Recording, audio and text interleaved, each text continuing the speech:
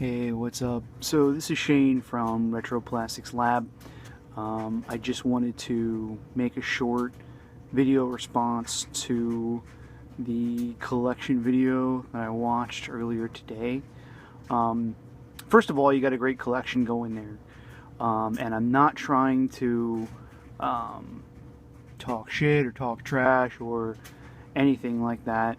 But I have to say that I don't necessarily agree with using someone else's top list of games. I know IGN is a big website, and a lot of people use them. I've been on their site many times myself, looking up stuff, how to do stuff and whatnot. But I have to say that you're sort of going off of someone else's, list as to what's good and what's not. And, it's just kind of, I don't know, it just kind of bugged me, you know what I mean? I feel like I understand that there's a lot of younger guys out there that, don't know about all the games, or, don't really have a good idea as to what game is what. And what's good, what should I bother buying, what should I not, and I completely understand that. But I say that you're gonna miss out on a lot of great games if you're going off of someone else's list of, this is what's worth it and this isn't. You're gonna have to do some trial and error. I mean, that's just how it is. It's the same thing if you collected records or, any other kind of hobby. Is it good? Well, you don't know until you get it and play it, and you're just going to have to do some of that.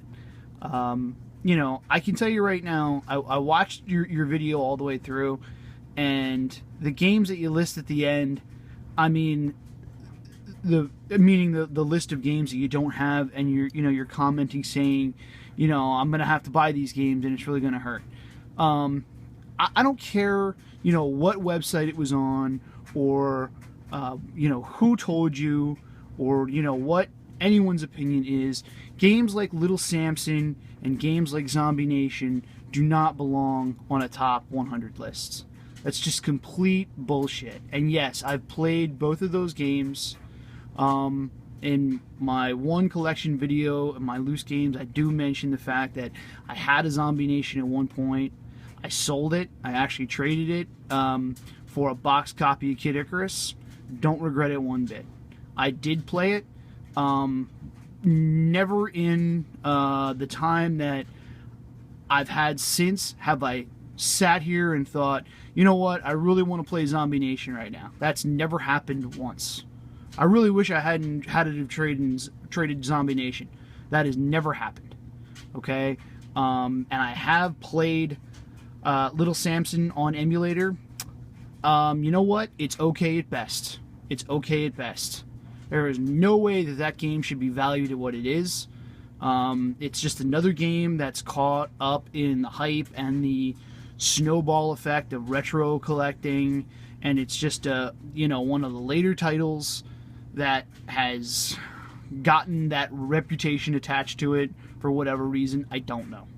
Okay? But I would say just go ahead and cross those off your list. Okay, there is no point in buying those other than to say, I have a Zombie Nation, or to say, I have a Little Samson. Those are the only reasons to actually own those cards. Now, yes, of course, if you see them at a yard sale for $1 a piece, somehow, by the grace of God, of course, what are you going to do? Leave it there? Obviously, get it. Or if you see something that, any kind of situation where you can pick it up cheap enough that you can say, okay, look, I'm going to save myself hundreds of dollars here. I see it here, it's $10 or $20. Somehow, if you come across something like that in your lifetime, obviously get it. But if you're looking at spending, a few $100s just to complete a set that's put together by someone else, I strongly say don't do it. I strongly suggest don't do it. Okay?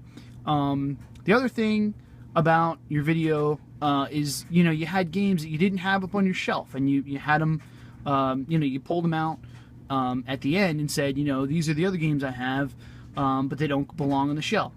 And one of those games that you pulled out was Battle of Olympus.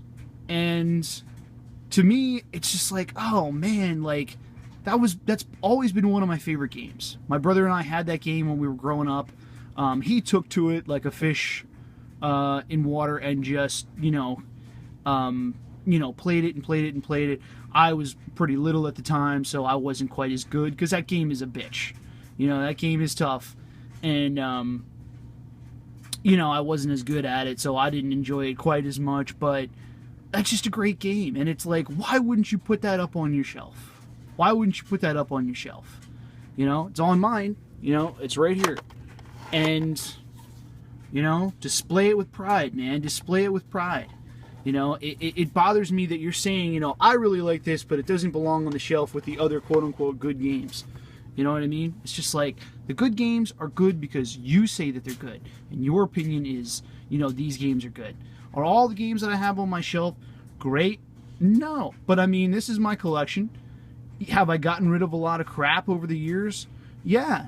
Because I've bought collections of games. I've bought things for a few bucks a piece.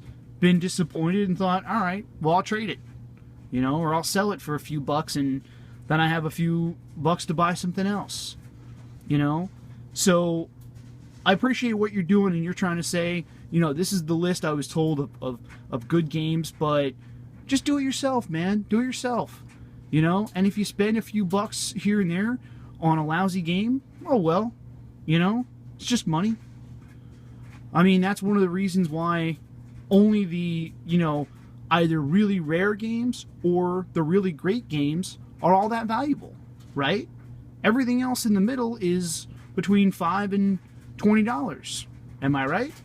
I mean, you have your Mario, Zelda, Metroid, Contra, stuff like that.